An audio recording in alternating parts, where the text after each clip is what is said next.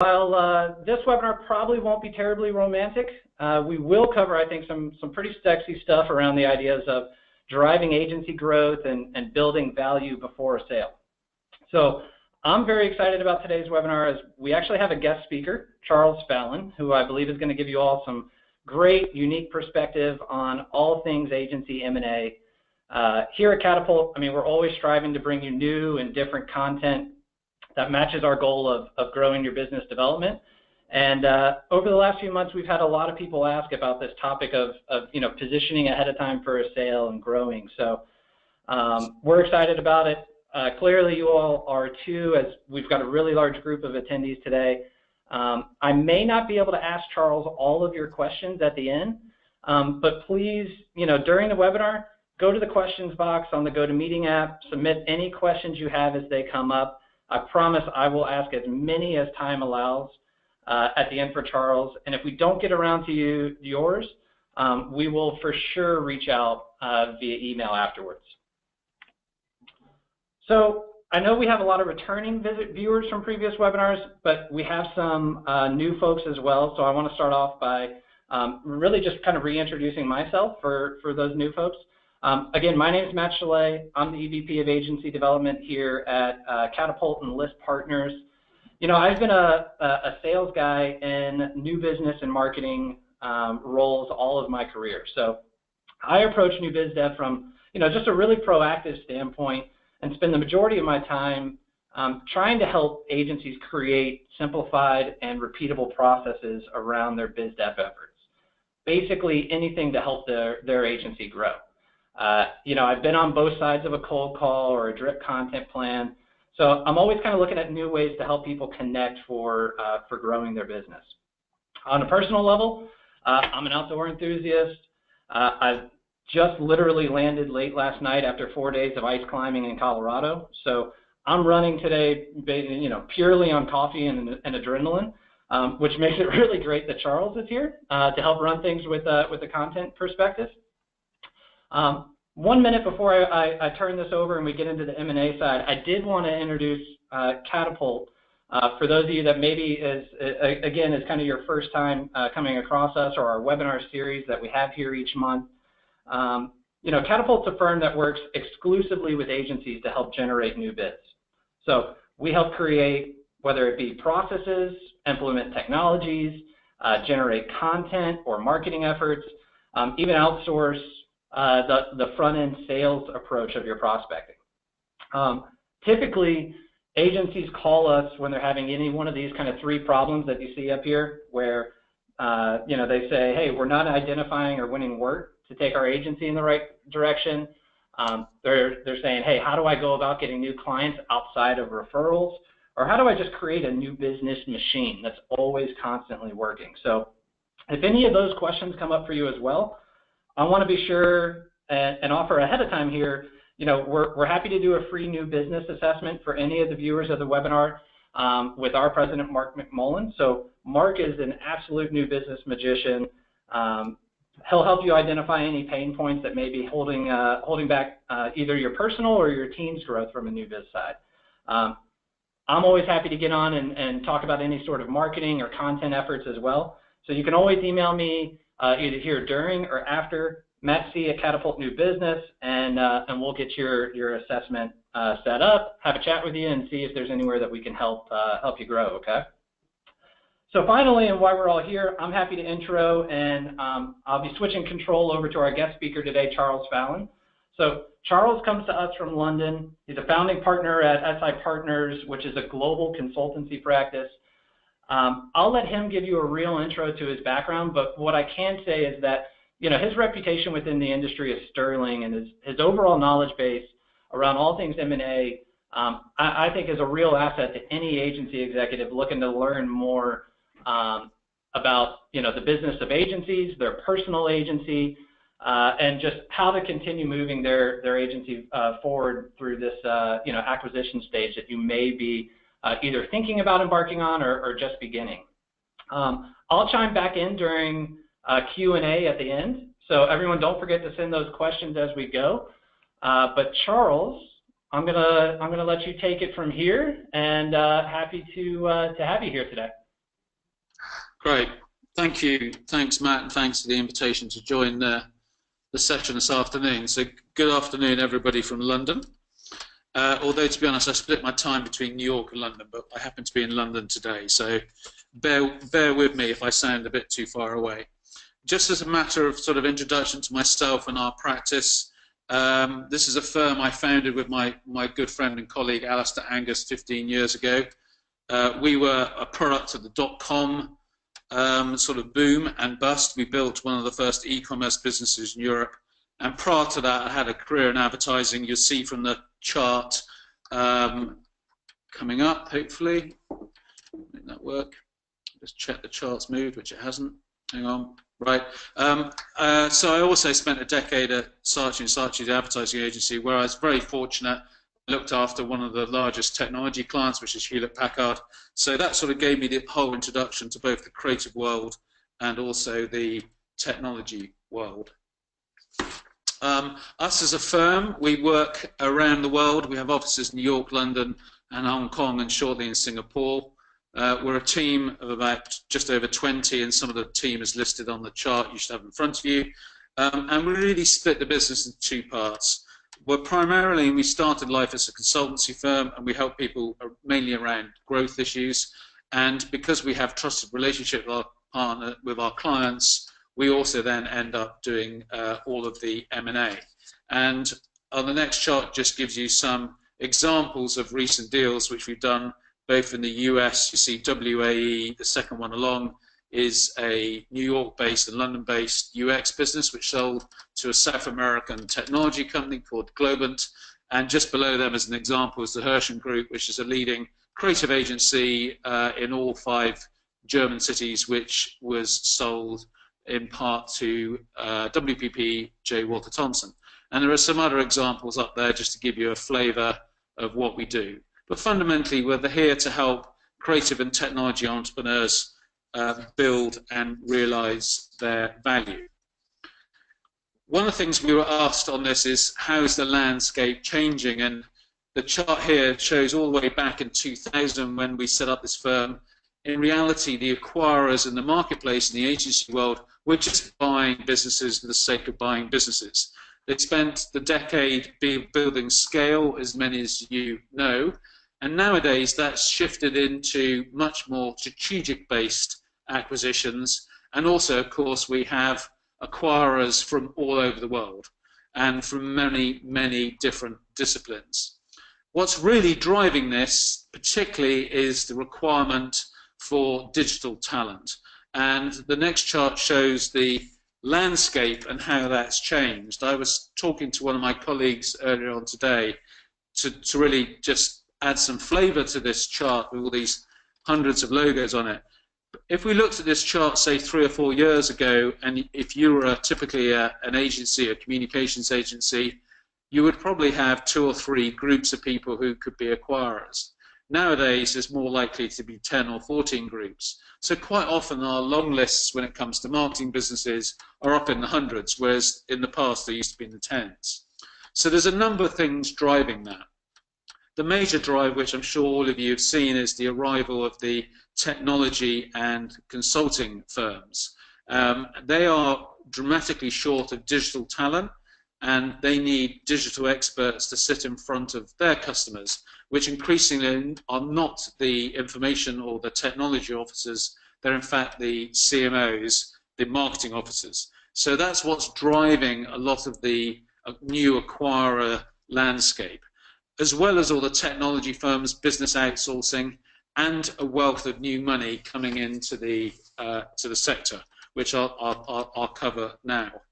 So for you guys in the agency world, you need to be sort of aware of how the world's changing and how the investor community is changing.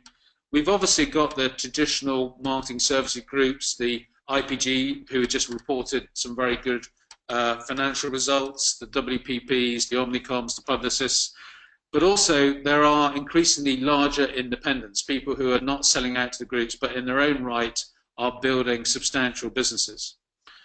What we also notice is that a month rarely goes by without some new money arriving. And what we mean by that is you've got investors trying to invest into the sector, So they might back an individual like David Jones, who is ex-Havas, who's built You and Mr. Jones. So this is new money coming in, usually backing a management team or a well-respected individual, and they're setting out to build new and contemporary groups of agencies. We established our firm out in Asia 7 years ago, and the reason why we went to Asia is for the very reason that we see a lot of the new buyers coming out, new acquirers coming from Asia.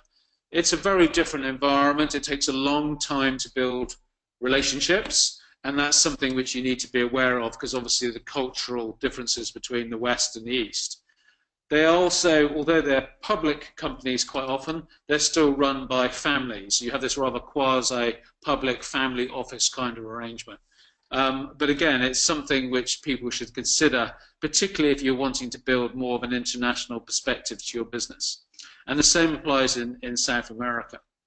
I've talked about consultancies and the data and technology company. So I'll now turn to just a few thoughts before we get into building value, just in terms of how deals are constructed. The bottom line is there is no standard deal. 4 or 5 years ago, everybody was doing very much a standard 3-year earn-out. You sort of knew what you were going to get. Nowadays, you've got very different styles. The US buyers tend to have a sort of fixed price at the beginning and deferred payments. Increasingly, we're doing minority stakes because this enables our clients to benefit from the growth of their business. The PE and the investment community are coming in and doing buy and build, and that's a combination of selling your stake but rolling over some of the value into the new entity. And then there are many variations of the same thing, which is multi-stage deals. So you may sell 51% of your business on a 3-year earn-out, and then at the end of the 3-year earn-out, you then have different options to sell the remaining 49%. So if you're ever considering selling your business, it's worthwhile thinking about the critical thoughts, and that is, what is the strategic fit? People aren't buying businesses just for revenue and profit. They're buying it to get the assets, get the talent they need to further their own businesses and also meet the needs of their own clients. So what I'm going to do now is, now I've given literally a very quick insight to how the market's changed, is talk about more relevant things to your business and critically what drives value.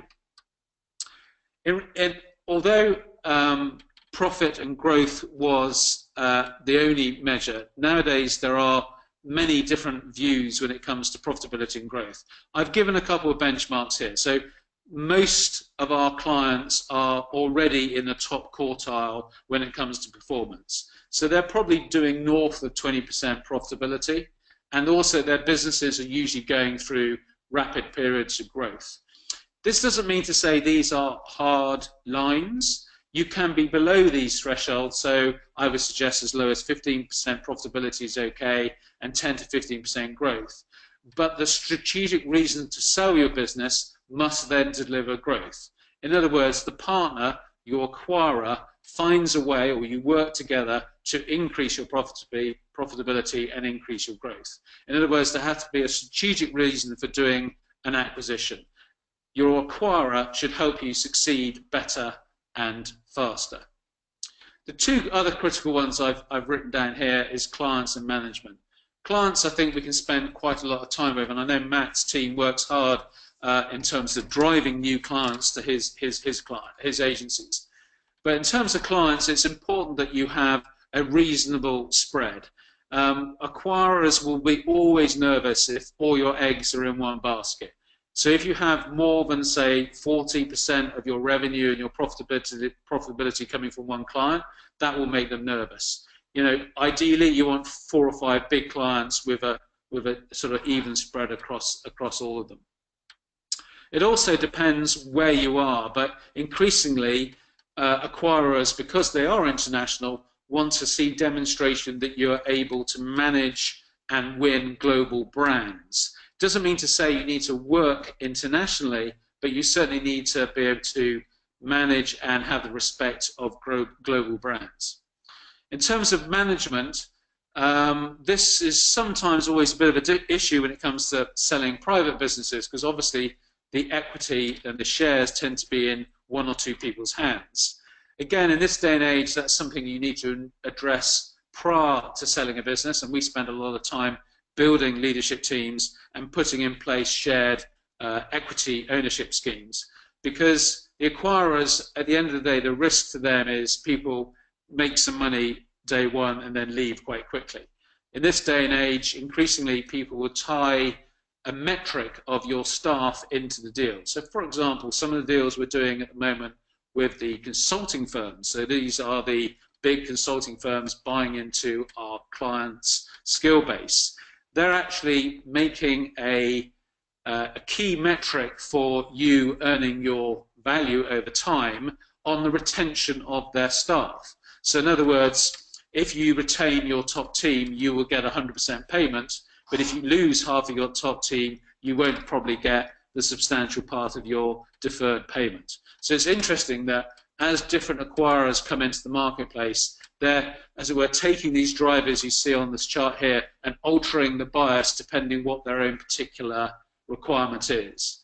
And we always say to our clients, the best thing to do is, first of all, design the strategic fit, and then work out how does the maths best support that. So a word on values, because people always love to know how much people's businesses are worth. So at the end of the day, there are two drivers to this. One is your commercial and financial performance, which is the left-hand side of this matrix, and then along the bottom is your offering and the depth of your management team. And in terms of offering, I mean it has to be a contemporary offering. It can't be something which is generic, me too. It has to be something which is cutting edge, it's attractive to clients, and for that matter, it's equally attractive to talent. So not surprisingly, as all matrix, you know, the top right-hand side is the critical part, where you have a very contemporary offering, you have a strong management team, all those things I've listed in there, the culture, reputation, all there, lots of energy, but also your financial performance is top quartile as well. So that's north of those numbers I gave earlier, north of 20% growth and north of 20% profitability. It doesn't mean to say you can't sell the business if you're not in the other quarters, but it's going to alter who you talk to and the value you can expect to get from that. It's worth just giving you an indication of what's happening in the marketplace at the moment. As you probably have all seen in the press, there is a lot of activity, and therefore there is a lot of heat compared to previous times. So what's really driving this is, if you take that top quartile in terms of there's a wide choice of buyers and a premium value, it's the scarcity of your asset. If you have a scarce commodity, particularly if you're in the strategy or digital space, then people will pay a premium between 60 and 100% uplift. So if you're typically getting a multiple of 7 to 10 times over the whole deal, you might get a substantial uplift on that.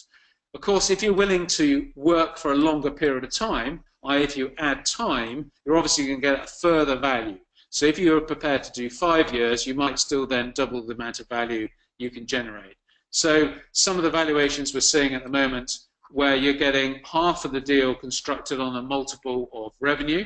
There's a deal I have on the table where the multiple revenue is between 2.5 and 3 times revenue, and the other half of the value is constructed by a multiple of 12 times the EBITDA. So as you can see, people aren't just doing it on profit, they're also doing it on revenue, and sometimes they will add other metrics as I've just indicated. So really, what makes for a unique business? Because hopefully all of our clients are unique. So I want to spend a bit of time and pick 2 particular points. One is about how you consciously need to perhaps change the way you manage your business, and how do you best create a competitive difference in the marketplace. At the heart of all our most successful clients is that they have a very strong set of culture and values. In other words, it's their DNA which is successful. Of course, this is a bit of a contradiction, because you have these strong cultures, but at the same time you're then selling the business. And I think the jury is out when it comes to the likes of Deloitte, EY, and the consulting firms who are buying creative agencies to see how those cultures are integrated. But at the end of the day, you won't be attractive to an acquirer unless you have a strong identity and a strong culture. because they will know that that set of values and that culture will attract both great talent but also great clients. Therefore, you need to be able to demonstrate what is your leadership structure. How do you invest in training your second tier? How does your leadership team operate? What are the values you live by? And how are people accountable for their performance? And for talent is always going to be your priority. So they will go at some depth and they want to understand how do you recruit your talent, how do you retain it, and also what are your key performance metrics on those. For example, do you hold on to your stars? What's your relative churn rate? And as I always say to my clients when they're thinking about preparing to sell their business, you've got to think about being courageous, not being conservative. In other words, it's the best businesses which will turn heads and get attention. And it's very much about the energy in the room.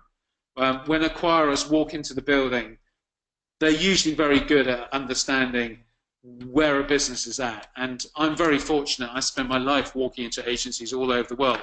And it's pretty obvious within the first few seconds whether I have walked into a vibrant, successful business. And it's that kind of sort of test you have to put yourself through to make sure that you have a fair chance of completing a sale. So my two thoughts about both conscious behaviour. The reason why I call it conscious behaviour is that our message to our clients is you have to sometimes make a material change to the way that you behave to improve your business and the quality of your performance. So I know Matt, new business, is very close to his heart. And so therefore, you know, we always tell people, be clear about, do you have good relationship with intermediaries? What team have you built internally? Most of our clients often haven't built a new business machine, and they have to go to people like Matt, or they build an internal resource to make sure that new business is continuously there.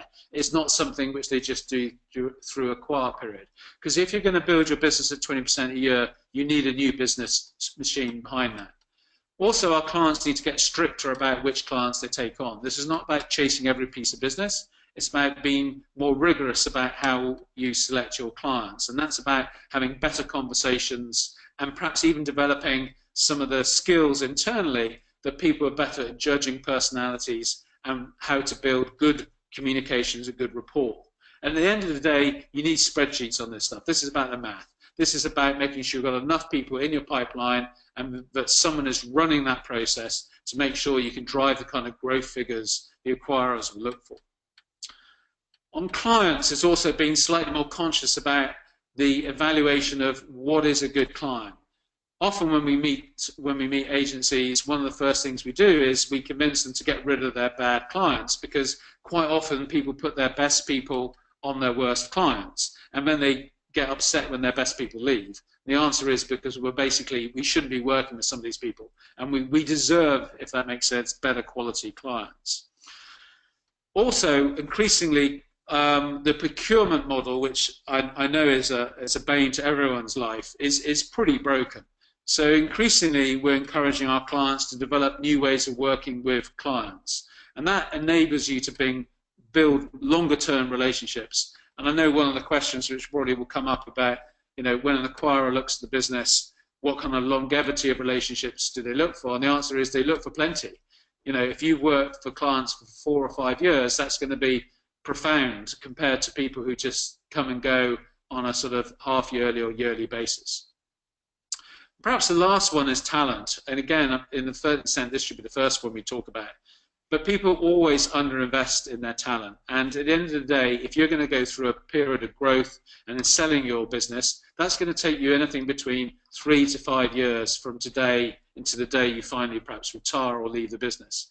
Therefore, the people you leave behind are not only need to be left behind in the right way, but also they're the ones who are going to sustain you through that period. So making sure that you invest perhaps more heavily than you have done with your talent is critical. And it's something we spend a lot of time on in this business. And I suppose, you know, my closing 2 thoughts are really questions which always come up, which is, you know, should I be a generalist or should I be a specialist? And I suppose my message to you guys is you need to be brilliant at something. Gone are the days that you can be a general comms business, I think. lots of acquirers have that. They're usually hunting for a specialist skill, and they're usually hunting for the best in class. So my message and our message from this in our practice is be brilliant at something. And therefore, if you have to have other skills, don't necessarily build and recruit new teams. Sometimes it's better to collaborate with other experts. And acquirers understand that. They don't necessarily expect you to cover all the bases. And it's critical about sort of casting the right teams. In other words, it's okay to build teams through collaboration to then meet your clients' needs. And increasingly we find that your clients, either brand owners, are less concerned about the structure of agencies. They're much more concerned about the output. And my last thought on differentiation and specialism, again, just be aware of the national trap. With so many acquirers being international, you do need to have a point of view about your global opportunities and perhaps even some experiences in doing that.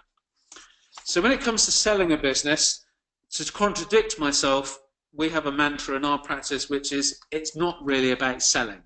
This practice, the reason why we differentiate ourselves is we don't produce the standard banking documents. We don't produce information memorandums and SIMs, all these kind of things, because we think they kill stories. It's about finding the right partner. And if you're going to find the right partner, you need to write a growth story and a growth plan. And then you share that growth plan with your prospective partners, and together you build a future plan on which you can base the deal. And we believe at the end of the day that's the best way to end up finding the right kind of partner. The main thing, of course, is the culture piece will be tricky and will require a lot of investment. And what I say to my entrepreneur clients is just imagine you're standing in front of your staff who you've looked after for 10, 15 or even 20 years, and you're telling them you've sold the business. You need to know you've done it for the right reasons and you found them a great partner, and it's going to make a profound difference to their culture and their own individual opportunities. Because otherwise it will fall away from you very quickly, and that's a phenomenal shame. If you can get the partnership right and you invest in building relationships even before you sell the business, I'm a great believer is you can find the right kind of partner to then sell your business to. And if you go through on our website, most of our deals we've done, I think all of those have ended up in a successful place where everybody, all parties, feel like there's been a phenomenally good and positive outcome. So that's my 30 minutes, Matt, and I'll hand over to you to see if you can manage some of the questions which come up. Yeah, absolutely. Well, thanks so much. I mean, that was fantastic. There's a lot to digest in there, and I was actually writing down questions and things as you were going through things, and I know we've had a few fall in here as well, so I'll try to go through those. The last part that really kind of jumped out at me that I loved was the idea of that it's not really about selling, but the idea of a growth story, because I think that's really applicable to our clients as well, whether the ones that we're helping from a marketing or a sales standpoint, of having them talk more about how they can make their clients grow, right? I mean, how their agencies are gonna do the same thing that their agency would be doing for an acquirer. So I think that's really applicable and important for them to think about, especially when you talk about some of the uniqueness and differentiation and things. Yeah. Question for you. So I thought it was interesting too. You talk about driving new clients, needing a reasonable spread. I think you said, no one client at like 14% of revenue. No, 40. Sorry, 40. Apologize. So when you're talking about no more than about 40% of revenue, when you're thinking about the spacing of all those different clients that you have, what's the importance, or does it matter, between project or AOR type work within this? Yes, well, I mean, long gone are the days where we all had retainers. So most of our clients will be project-based.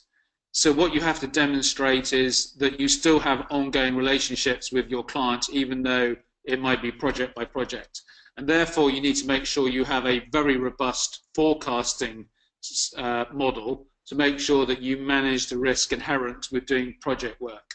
But most of our clients can demonstrate, 2 or 3 or even 4 or 5 year relationships with the brands, even though it might be project by project. Great. So that's interesting, because one of the big things that we've now had clients coming to us and helping with, we used to be strictly on the new business side of helping generate new sales or new relationships, but that organic growth seems to be a stronger piece as well. So you're saying is there a major distinction that you see for agencies between those two, or is there a need to make sure that you're showing both sides? Definitely. I mean, for example, they will look at the percentage of revenue each year which is coming from new clients versus farmed from existing clients. So that's, quite often, if you have to win more than, say, I would say more than 20% of your revenue is needing to come from new, then that will probably be a difficult sale. Like if you're going to say that 50% of my sales will come from new clients, then an acquirer would really find that quite difficult. So they absolutely want to be able to see demonstration of process, demonstration of training, demonstration that you can farm your clients well and build incremental organic revenue from your existing clients. That is a critical step. Perfect. So then if you're creating, if you're one of those from for our listeners on right now that are, let's say, having to stress more on the news side, I would assume it becomes even more important for them when you're talking about process, forecast, which I think is something that, and I don't know if you want to expand on a little more when you talk about forecasting, but it's something that I come up against all the time with some of my agencies when I ask them, well, what does your potential funnel look like? What do things look like moving forward into the next year? Where is your business coming from? And there's a lot of times not a lot of good answers there. Yes, we actually have a forecasting product. In other words, we teach our clients how to do more accurate forecasting, and that's really linking the new business process to the P&L. In other words, you should start with a long list of prospects, and you should end up with a revenue list, if that makes sense. And there's many steps in between. So yes, it's something we train our clients in, because unfortunately they may not have developed those skills in terms of managing the difficulty of doing project work, which is very stressful at times. And the other thing we encourage people to do is perhaps look at their cost base. So increasingly people are restructuring their agencies and placing more of their employment costs into contractors, not full-time employees. So that's another shift we're seeing in the marketplace. Right. Yeah, that was actually one of my questions I had written down. That's interesting. You just hit on that, because some of my agencies tend to be a little smaller, right? So they don't maybe have a huge either a huge creative team or a huge new business team. And you mentioned kind of showing that talent. So when we're telling our story and displaying our value, is it more incumbent upon them to really show or talk more about like their strategic process and the way that it's repeatable and scalable regardless of talent? How do you see some of the smaller folks getting around that? Yeah, I think well, first of all, the small guys should be brilliant at something, so that therefore their brilliance shines through, and people are less concerned about how many heads they have. Also, increasingly, people understand that some of the best talent don't want to be full-time employees. So again, it's about reflecting your culture. It's Right. about showing how you motivate and retain these people, even though they're not full-time employees. Like, they still have holidays, they come to all the parties, they still get trained, so that, they're part of your family, even if they aren't technically employees. So again, that's explaining your culture, explaining the way in which you work, and people want to see that the agency knows how to collaborate, because if you're going to get acquired by somebody, one of the top skills you're going to need is collaboration, because you're going to need to collaborate with your new family. Perfect. So that goes in. Someone actually posted a question, and I think it goes right along with this. The idea of collaboration, I would say, is one of the top things here. But they had asked, when you first walk into an agency, what are the top 2 to 3 signs that maybe someone doesn't have the right energy? So what stands out immediately as a negative there? Okay, I might get a bit British about this, I'm afraid. Yeah, that's okay. Cleanliness. So out-of-date newspapers on the table as a giveaway. The front of house doesn't know how to smile, doesn't offer me a drink. There's no noise, it's too quiet. let me be positive. The best agencies I go through have their receptions in the middle of the room, if that makes sense. So you're forced to walk into the agency. They celebrate their work. So their work is all over the wall, yeah? People walk past you and they smile at you and they say good afternoon or good morning or how can I help you? There's just a sense of vibrancy, energy, entertainment, fun, excitement, but just don't make it look like a teenager's bedroom. Perfect. I'm sure there's some of us that probably struggle with that. Perhaps my desk, in fact, I may be a little guilty. But one of the questions someone asked was around kind of the average sale or buy cycle for agency acquisitions, and I know that probably varies pretty broadly with given the acquirer landscape and how many different types of acquirers there are. But can you give us some ideas around timelines or what to expect if you're just getting into this?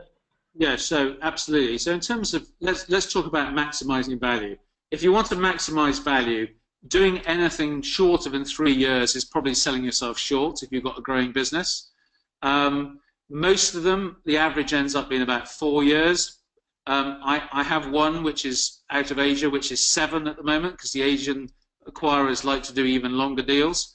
But if you wanted to take, 3 as a minimum, 5 as a maximum, 4 as an average, you'll probably be about right there. But please bear in mind, it takes at least a year to do a deal.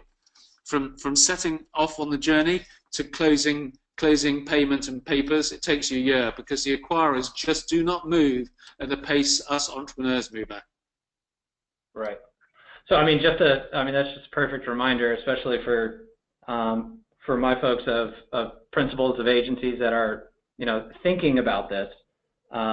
I think we'd all love it to go faster, the same way that we would love new business to just generate, we can just turn on a machine and start generating new sales day one. The same goes for actually making sure this acquisition process goes through the right way and maximizing your value. Even if you haven't started that process, start thinking about it now if you're talking about 3 to 4 years to close, right? Definitely, and if you were to work with people like ourselves, you can add value, a lot of value in the 12 to 24 months in the run-up.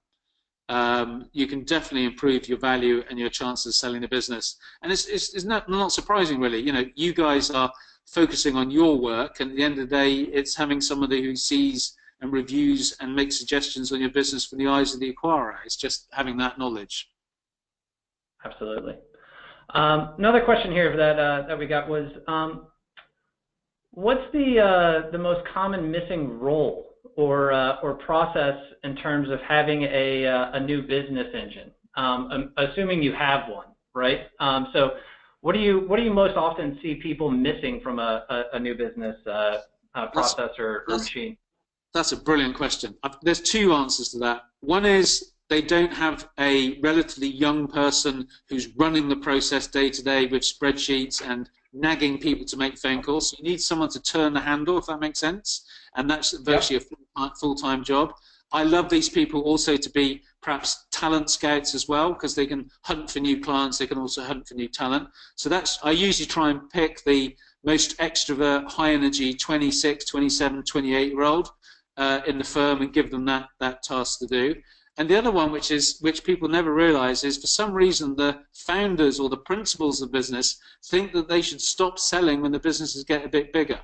So what I tend to do is release the grown-ups, as I call them, the founders, from day-to-day management to release time so they can then go out and do more hunting and new business. Because the best people to sell your business is the people who lead the business. Right. It's funny actually.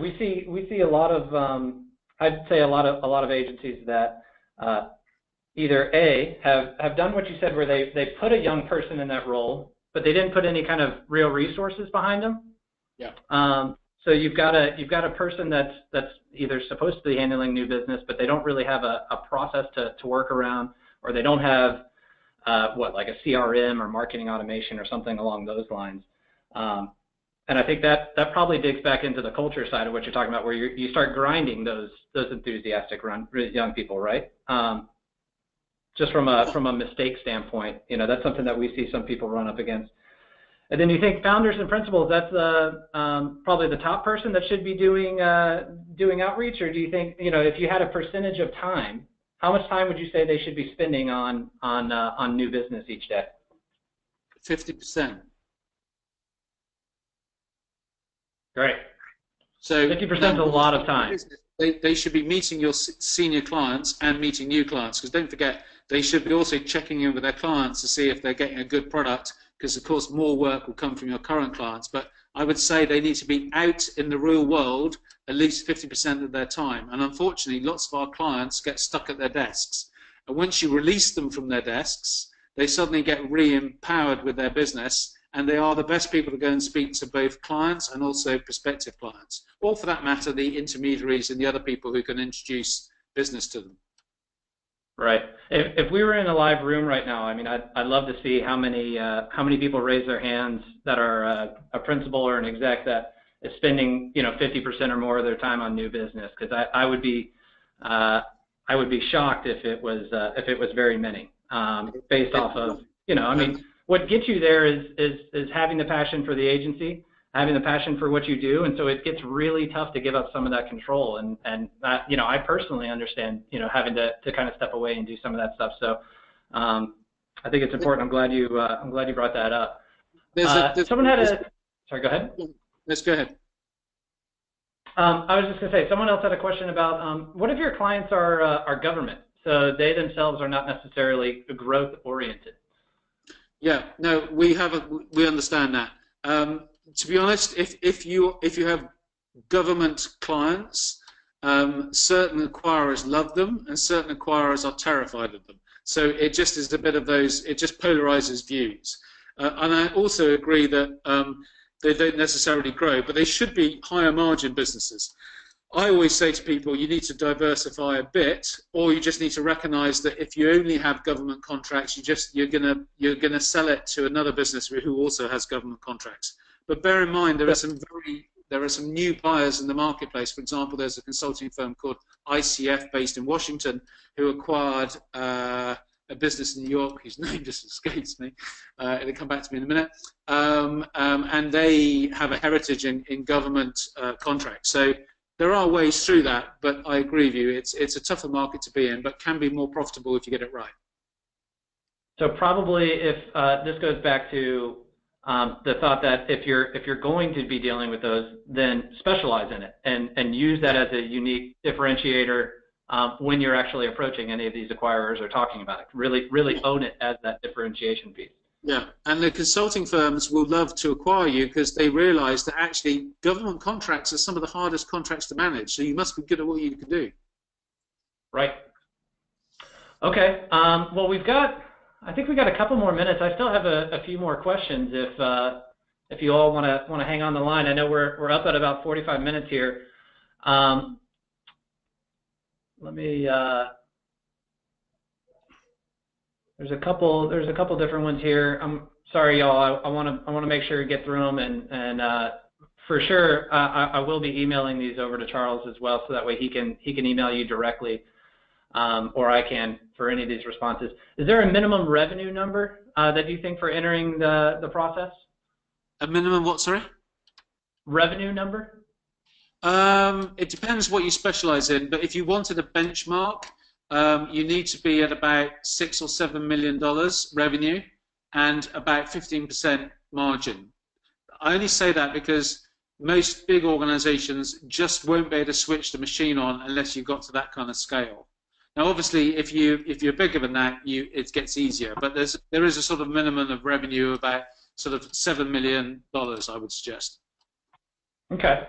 Well, this is kind of interesting because I think this plays into someone else's question, perhaps, depending on the size of the agencies. But their question was on your thoughts on 2 or maybe 3 agencies creating a collaborative relationship with the thought of selling as a whole. Do they need to merge prior to approaching someone and selling that way, or can they do it as the piecemeal standpoint?